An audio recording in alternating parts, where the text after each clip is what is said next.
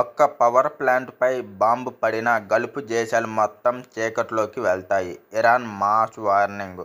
ఒక్క బాంబు అంటే ఒక్క బాంబు మా పవర్ ప్లాంట్పై విద్యుత్ స్టేషన్లు పడినా చూస్తూ ఊరుకునేది లేదని తెగేసి చెప్పింది ఇరాన్. 48 గంటల్లో హర్మూజ్ జలసంధిని ఓపెన్ చేయాలని. లేకుంటే ఇరాన్ దేశంలోని పవర్ ప్లాంట్లు లక్ష్యంగా దాడులు జరుగుతాయని అమెరికా అధ్యక్షుడు ట్రంప్ వార్నింగ్ ఇచ్చారు. ట్రంప్ వార్నింగ్ ఇచ్చి 24 గంటలు గడిచిపోయింది.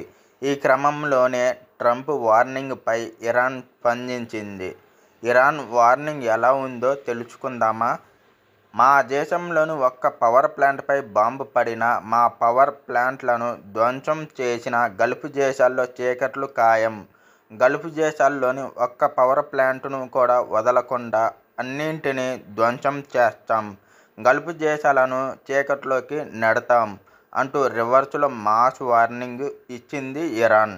జస్ట్ మాటలతో వదిలిపెట్టలేదు ఇరాన్ దేశం. గల్ఫ్ దేశాల్లో పవర్ ప్లాంట్లు, విద్యుత్ ఉత్పత్తి స్టేషన్లు, విద్యుత్ ప్లాంట్లు ఫోటోలను రిలీజ్ చేసింది. ఇరాన్ పరిధిలోకి గల్ఫ్ దేశాలను కరెంటు సప్లై చేసే పవర్ ప్లాంట్లు ఇవే అంటూ ఓ ఫోటో రిలీజ్ చేసింది ఇరాన్ దేశం.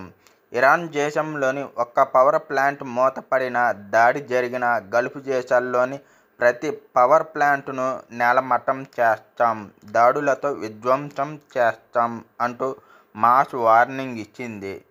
అంతేకాకుండా హర్మూజ్ జలసంధి ఓపెన్ అయ్యే ఉందని, ఎవరూ దాన్ని క్లోజ్ చేయలేదని, బీమా ఇన్సూరెన్సు కంపెనీలు క్లెయిమ్ ఇవ్వవనే భయంతో, బీమా రాదనే భయంతోనే హర్మూజ్ జలసంధి నుంచి నౌకలు వెళ్లటం లేదని, ఎవరూ దాన్ని అడ్డుకోవటం లేదని వెల్లడించింది ఇరాన్. అంతేకాదు హర్మూజ్ జలసంధి నుంచి వెళ్లే ఒక్కో ఆయిల్ నౌక నుంచి 19 కోట్ల రూపాయలు వసూలు చేస్తున్న విషయాన్ని ధృవీకరించింది. ఛార్జీలు వసూలు చేస్తున్నామని, ఇది ఇరాన్ దేశ సార్వభౌమాధికారానికి నిదర్శనం అని స్పష్టం చేసింది Iran. America president Trump warning ఇచ్చి 24 గంటలు గడిచిపోయింది. డెడ్లైన్ మరికొన్ని గంటల్లో ముగుస్తున్న సమయంలో ఇరాన్ దేశం ఇచ్చిన మాస్ రిప్లై వార్నింగ్తో ప్రపంచ దేశాలు అన్నీ వణికిపోతున్నాయి. స్టాక్ మార్కెట్లు కుప్పకూలిపోతున్నాయి. ఇందులో ఇండియన్ స్టాక్ మార్కెట్ ఒకటి.